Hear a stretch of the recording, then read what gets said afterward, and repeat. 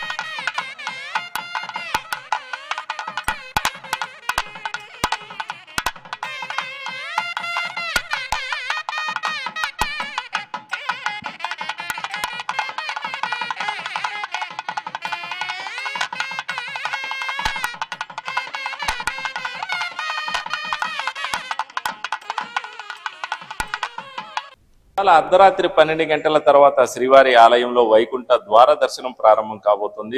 10 రోజుల పాటు వైకుంఠ ద్వార దర్శనాన్ని భక్తులకు కల్పించనుంది టీటీడీ. జనవరి 1వ తేదీ వరకు కూడా ఈ వైకుంఠ ద్వార దర్శనాన్ని భక్తులకు కల్పించబోతున్నారు. దీంతో స్వామివారి వైకుంఠ ద్వార దర్శనం కోసం భక్తులు తిరుమలకు పెద్ద ఎత్తున తరలి వస్తున్నారు. ఇప్పటికే సామాన్యులతో పాటు విఐపీలు కూడా తిరుమలకు క్యూ కట్టారు. సామాన్యులకు సంబంధించి వైకుంఠ ద్వార దర్శనానికి సంబంధించి తిరుపతిలో టోకన్లు జారీ చేస్తున్నారు. ఇప్పటికే 3 రోజులకు సంబంధించినటువంటి టోకన్ల జారీ ప్రక్రియ పూర్తయింది. ప్రస్తుతం 27వ తేదీకి సంబంధించినటువంటి టోకన్ల జారీ ప్రక్రియ కొనసాగుతుంది. మరోవైపు వివిఐపీలు కూడా పెద్ద ఎత్తున తిరుమలకు తరలి వస్తున్నారు. ఒకవైపు జ్యుడిషియరీకి సంబంధించి పెద్ద ఎత్తున సుప్రీంకోర్టుతో పాటు హైకోర్టుకు సంబంధించినటువంటి జడ్జిలు వస్తుంటే ఇక రాష్ట్ర కేబినెట్ కు సంబంధించిన మంత్రులంతా కూడా తిరుమలలోనే ఉన్నారా అన్నట్టుగా ప్రస్తుతం పరిస్థితి అయితే తయారైంది. దాదాపు 4 మంత్రులు ఇప్పటికే తిరుమల మక్కమేగా ఇవాళ సాయంత్రానికి వీరి సంఖ్య 20 వరకు కూడా చేరుకునేటటువంటి అవకాశాలు ఉన్నాయి. ఇక ఎమ్మెల్యేలు, ఎంపీలు, ఎమ్మెల్సీలు అయితే 100కు పైగా తిరుమలకు వచ్చేటటువంటి పరిస్థితులు కనబడుతుంది. దీంతో వసతి గదులకు సంబంధించి తీవ్ర స్థాయిలో కొరత అయితే ఏర్పడుతుంది. వచ్చిన వివిఐపీలకు వసతి గదులు కేటాయించలేనటువంటి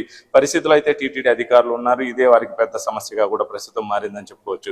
ఇక వైకుంఠ ద్వార దర్శనం 10 రోజుల పాటు ఆలయంలో తెరిచి ఉంటున్నటువంటి నేపథ్యంలో అసలు వైకుంఠ ద్వార దర్శనానికి ఉన్నటువంటి ప్రాసెస్ ఏమిటి, వైకుంఠ ద్వారానికి సంబంధించి 10 రోజుల్లో ఏ రోజు దర్శించుకుంటే భక్తులకు కొన్ని ఫలాలు సిద్ధిస్తాయి వంటి వివరాలు తెలపడానికి మనతో పాటు శ్రీవారి ఆలయ ప్రధాన అర్చకులు, ఆగమ సలహా మండలి సభ్యులైనటువంటి వేణుగోపాల దీక్షితులు వారు ఉన్నారు. వారిని అడిగి మరిన్ని వివరాలు తెలుసుకునే ప్రయత్నం చేద్దాం. సో చెప్పండి, అసలు వైకుంఠ ద్వార దర్శనానికి శ్రీవారి ఆలయంలో ఉన్నటువంటి ప్రాసెస్ ఏమిటి?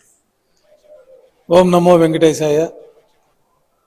కలియుగ ప్రత్యక్ష వైకుంఠంగా తిరుమల క్షేత్రాన్ని మనం పురాణాల ద్వారా తెలుసుకుంటూ ఉన్నాము. సాక్షాత్తు మహావిష్ణువే వైకుంఠం నుంచి భూలోకం వచ్చి తిరుమల క్షేత్రంలో శిలాస్వరూపంగా ఆవిర్భవించారు.